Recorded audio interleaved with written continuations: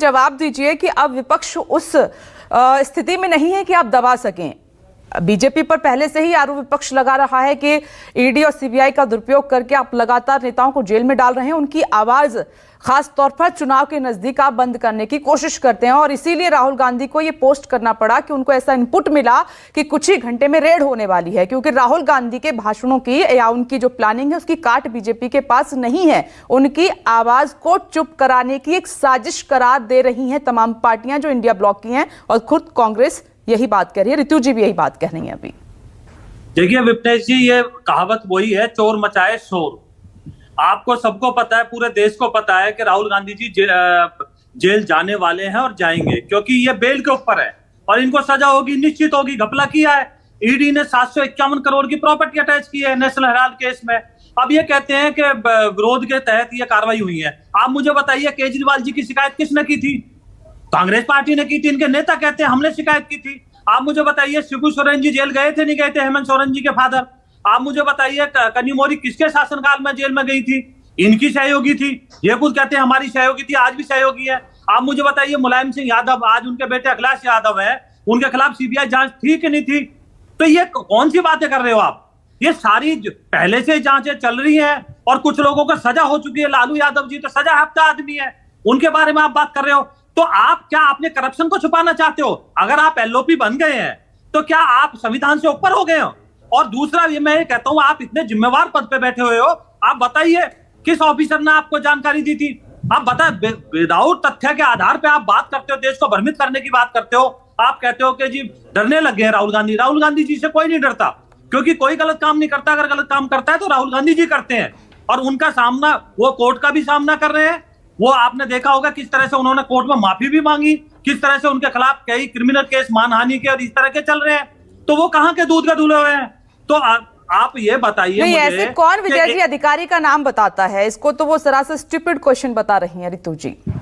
नहीं, आप मुझे बताइए, स्टूपिड टीवी चैनल पे तो बोलना ही अपने आप में एक गलत मर्यादा को हमें ध्यान में रखना चाहिए। लेकिन आप मुझे बताइए, जिम्मेवार आदमी अगर ये कहता है कि मुझे किसी ऑफिसर ने बताया, तो नाम बताने में हर्ज क्या है? देश भी जाने ना, उसके खिलाफ कार्रवाई भी होना, किसने झूठी कार्रवाई की है, किसने झूठी इनको इंफॉर्मेशन दी है। आज 2 दिन बीत गए, कोई ईडी की छापेमारी नहीं हुई, तो उसके खिलाफ कार्रवाई होनी चाहिए ना। आज आप देखिए मीडिया में सब जगह ये चर्चा, एक्चुअली क्या है, ये मीडिया में रहना चाहते हैं। आपने देखा होगा विदेश में कैसे देश विरोधी बातें की इन्होंने, लोकतंत्र बचाओ, बाकी सारे लोगों को आमंत्रित करते हैं, लोग के जो अमेरिका, जर्मनी, वहां जा जाके किस तरह के भाषण देते हैं, कहते हैं हमारे यहाँ लोग। अब आप मुझे बताइए, देश के अंदरूनी मामलों में हस्तक्षेप करने की बातें करते हैं ये विदेश में। तो ये इस तरह से देश आगे बढ़ता है क्या? ये कहते हैं उनकी ताकत बढ़ गई। अरे भाई 99 में सिमट गए। ये देश के इतिहास में पहली बार हुआ कि 3 इलेक्शन लगातार कांग्रेस 100 से नीचे रह गई। नहीं विजय जी, आपको भी तो मेजॉरिटी से दूर कर दिया। उत्तर प्रदेश में अच्छा खासा लॉस आपको हुआ है, पश्चिम बंगाल में हुआ है, महाराष्ट्र में हुआ है, तो आप ये बातें कैसे कह सकते हैं कि 99 में सिमट गए? आपका तो नारा ही कुछ और था 400+ का, आप कहां सिमट गए? अब ये बात मत कीजिए। विपनेश जी, आप मुझे बताइए, हमने 400 का अगर नारा दिया, 400 का अगर हमने आगे अपना लक्ष्य रखा, तो इसमें क्या गलत बात है? अच्छी बात है ना। हम 400 का लक्ष्य लेकर चले थे और नहीं अचीव कर पाए, मेहनत तो की ना हमने लोगों के बीच में तो गए ना। आपने कभी राहुल गांधी जी के मुंह से विकास की बात सुनी है क्या? जब यूपीए सरकार थी, हमारे राज्यों को इनाम मिलते थे, गुड गवर्नेंस में गुजरात को मिलता था, मध्य प्रदेश को मिलता था। इनके राज्य में क्या होता है? ये खटाखट की बातें करते हैं। कर्नाटक में देखिए जाके, बसों के किराए बढ़ा दिए, पेट्रोल के रेट बढ़ा दिए। इनके यूपीए के सरकार में वहां कितना 17,000 करोड़ दिया था, हमने 2.5 लाख 2.25 लाख करोड़ के आसपास दिया है। क्या हाल बना दिया इन्होंने कर्नाटक का, क्या स्टेटों का बना दिया ये। अब ये क्या बातें करना चाहते हैं? कभी जनगणना की बातें करते हैं। अरे भाई जनगणना की बात, आप देश को तोड़ने की बातें क्यों करते हो? आप एक रखिए ना कोई, आप तो राज्यों की बात कर रहे हैं, राहुल गांधी तो चक्रव्यूह की बात कर रहे हैं कि देश को चक्रव्यूह में फंसा दिया है 5-6 लोगों ने मिलकर। मैं आती हूँ आरजेडी प्रवक्ता का भी। जी एक बात 2 सेकंड का सुनिए। 40 से ज्यादा ये इलेक्शन राहुल गांधी जी के नेतृत्व में हार चुके हैं।